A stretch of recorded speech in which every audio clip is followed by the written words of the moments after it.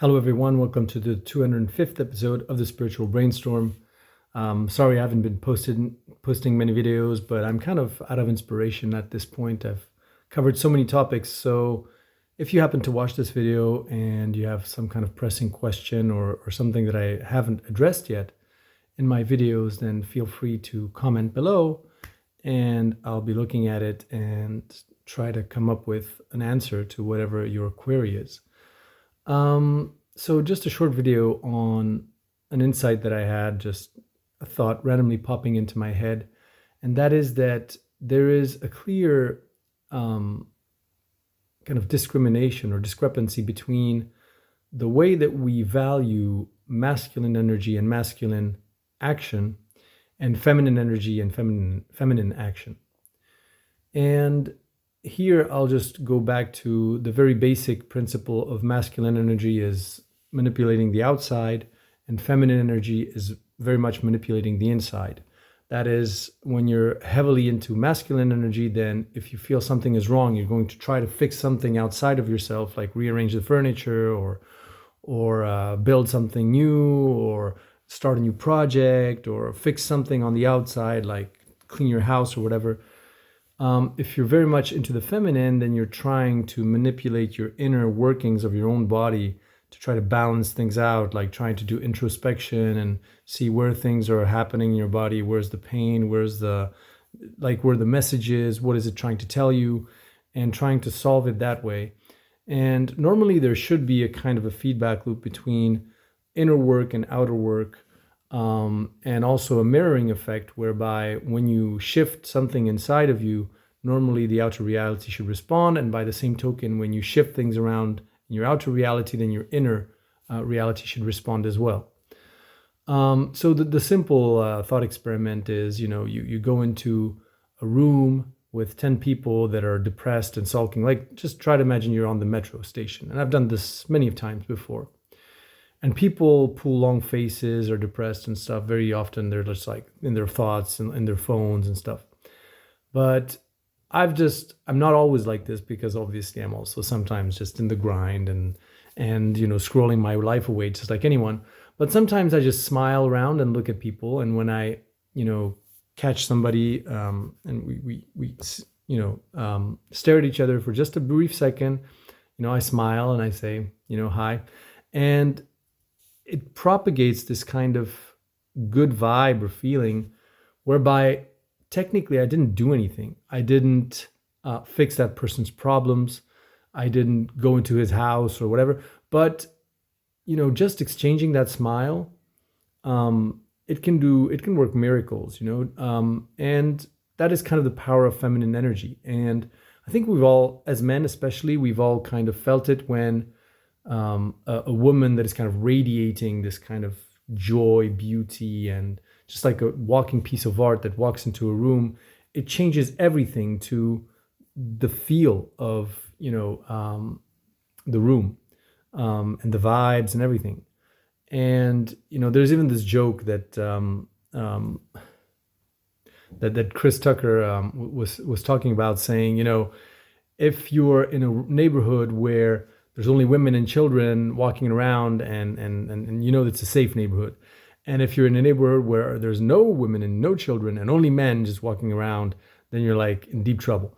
And obviously it's just funny, but it is a kind of principle, like a very basic principle whereby where there are where there are women, basically, it's a kind of a safer environment, because there is this management of your inner world that affects the surroundings in ways which aren't visible, aren't material, but are very real in terms of the atmosphere. And you're not afraid that the masculine is going to arbitrarily manipulate the outside in a way that is not pleasant to you, which is like rearranging your nose through a punch. Because that's what the masculine does. It rearranges things on the outside instead of, rearranging them on the inside. But, why is this really important nowadays? It is because there is this kind of discrepancy in the recognition between masculine action and feminine action at the global scale. Like for instance, I've just went to an event. It's called Love Tomorrow here in Belgium. It's a very big festival, Tomorrowland, and then they have a festival after that where there are plenty of speakers. And if you look at the lineup, it's all about CEOs, startups, entrepreneurs, many of them at least, with this very masculine energy of, I produce this new product, I did this new thing that's gonna, end, plastics and pollution and whatnot. And those are absolutely great. Don't get me wrong, they're absolutely great. But there were proportionately much less people that said, I'm just being nice and loving, and meditating and doing all kinds of, prayers for the world and just radiating positivity, and that's it. Because it's almost categorized as doing nothing. And so again, I use all of the time the metaphor of the fetus in the womb and all that stuff for humanity and our situation. And if you look at, for instance, the example of nuclear fusion, for instance, which is the promise of unlimited energy. Think about the development of nuclear fusion as the maturing of the lungs for a fetus, whereby this is the instrument that's going to provide that organism with quote unquote clean infinite energy, but at a very specific point and very specific timing. And if you don't get the timing right, then if the baby takes its first breath still inside the womb, he suffocates and dies. And also, if there isn't a certain degree of inner harmony in the body, then the lungs won't save anything. It'll just pour oil on the fire of what's already going wrong. That is, you're going to feed more energy to the dysfunctionalities within the body. Like, for instance, if you have an autoimmune disease and you suddenly give it more energy, it's going to be even more terrible. Or a cancer, that you feed more energy, it'll just spread further. And so imagine all of the... So going back now to the fractal above, humanity as a global collective organism, and looking at nuclear fusion, just imagine that all of these scientists, which in many cases are male, are working on nuclear fusion and believing that that is the way that they're going to save the world and provide clean energy to anyone. But imagine that above their head, there's this funnel into which fall ideas that pop into their minds afterwards, because we're all essentially connected as humanity. There's an illusion. It's a total illusion to think that as a human, you can think outside of the collective of humanity. Very, very, very difficult. You may connect to some fringe ideas or egregores or thought forms that have not been, they're not mainstream, but you're always kind of thinking through the collective, tapping into different things based on your inner geometry and the way that your brain is aligned and stuff. You're going to resonate and tap into thought forms and ideas that you've self-calibrated yourself to tune to. So the thinking doesn't only happen in the brain. It basically happens outside, and then your brain just, I should say, captures a part of that thinking via the current inner geometry that you have through your neural network. And this whole idea may sound completely ridiculous and stuff, but if you look at the works of Michael Levin and Rupert Sheldrake and the whole idea of morphogenic fields, bioelectric fields, there are so many things that are immaterial in our reality. And to think that this is like a self-enclosed computer and box and everything happens inside of it is completely counterintuitive to those kinds of new studies that are coming out. Just like it was thought that cells, the way that cells grow into an organ, it's all internal information. Like, just look at the DNA and it's all there, right? No external input. And Michael Levin's work shows that it is the bioelectric field that creates a kind of a immaterial framework, almost like a kind of magnetic attractor that steers cells to multiply and arrange in such a way to match the immaterial envelope that has been created for that. And so also for the cells to understand how close or far they are from that template that is immaterial. And then DNA would be more like a tuning fork saying like, which part of the universal field of body of knowledge of all of life should I tune into when I'm manifesting an organ or a nose or whatever? Should I tap into this little part of that, immaterial intelligence, which is for humans, or this little part which is for chickens, or this little part which is for cows? So it's more like your DNA could be thought of like this, the ID of a book in the library, so that you pick the right book and the right information. But it's not that the information is there, physically speaking. It's more like a gateway or an access to information.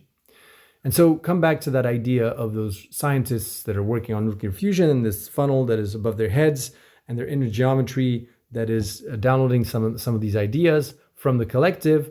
Well, guess what? Imagine if 8 billion people thought about the fact that humanity deserves to die, that we're the worst species ever, that we don't deserve to live, and having dark thoughts 24/7. Those collective thoughts go somewhere. It's not like they're just enclosed in this box and they don't affect anything.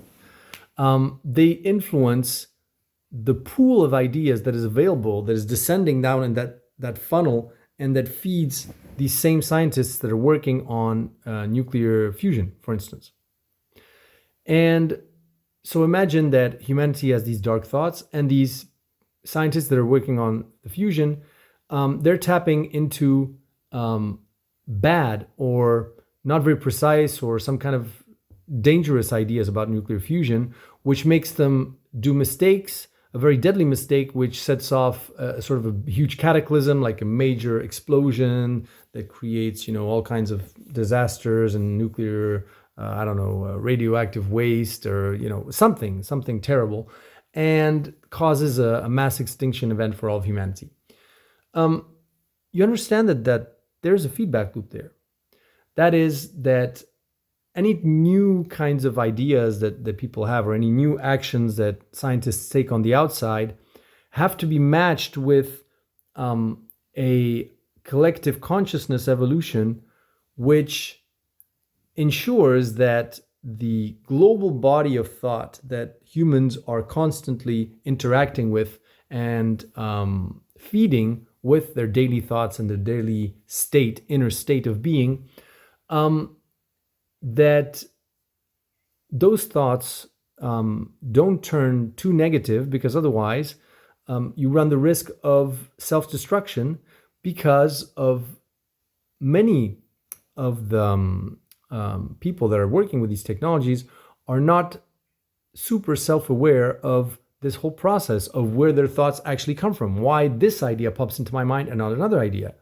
And so I know this is kind of difficult to grasp, but I'll give you another kind of very potent and very clear example. Imagine you're at a music festival and every single human is littering. Every single human is throwing their bottle on the ground, and you're actually walking on litter. You have a plastic bottle yourself. How are you going to behave? Are you going to actually go 100 meters and you see a waste basket there, 100 meters from you, and actually walk that distance through the litter and put your plastic bottle in the trash?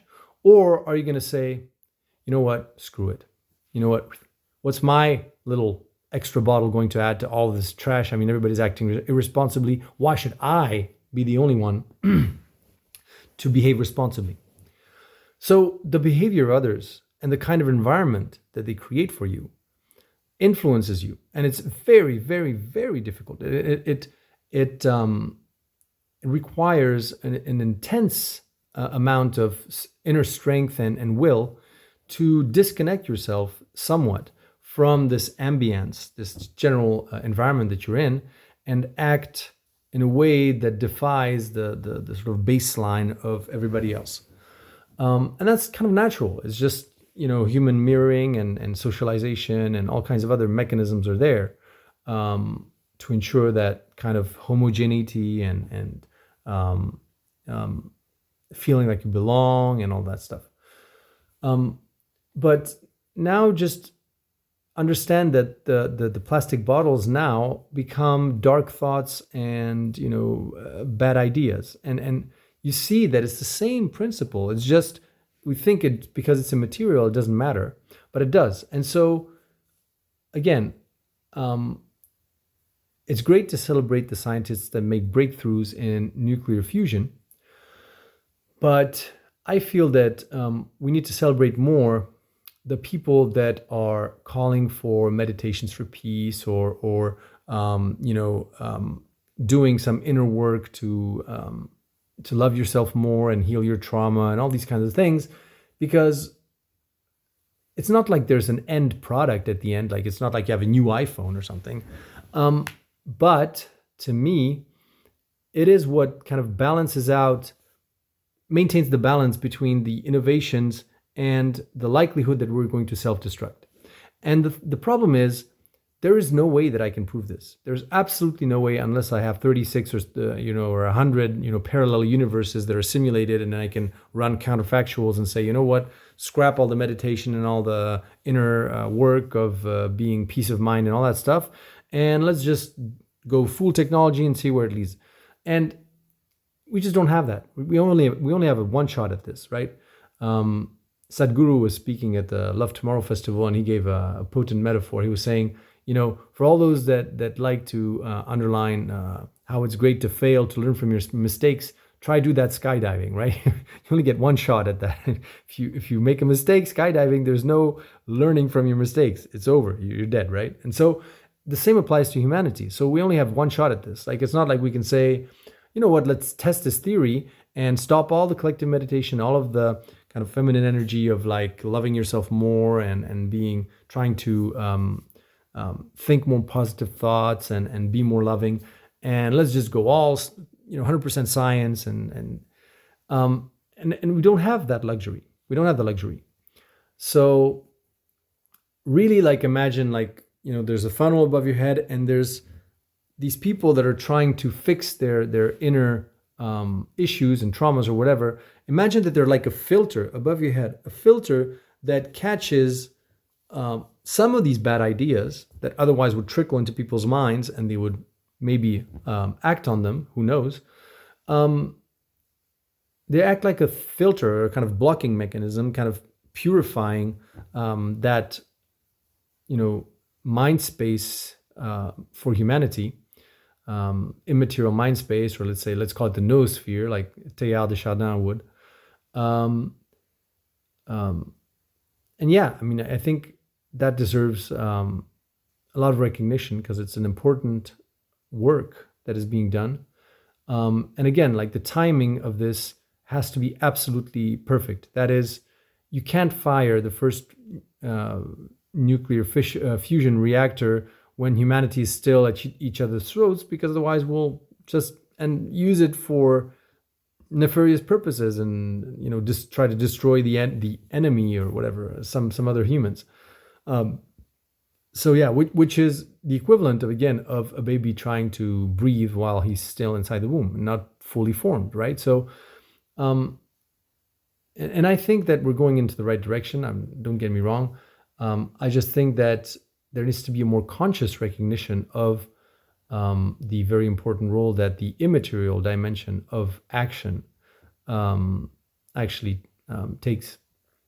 So I hope you enjoyed this episode. Don't forget to like, share, subscribe, and talk to you in the next one. Bye, guys.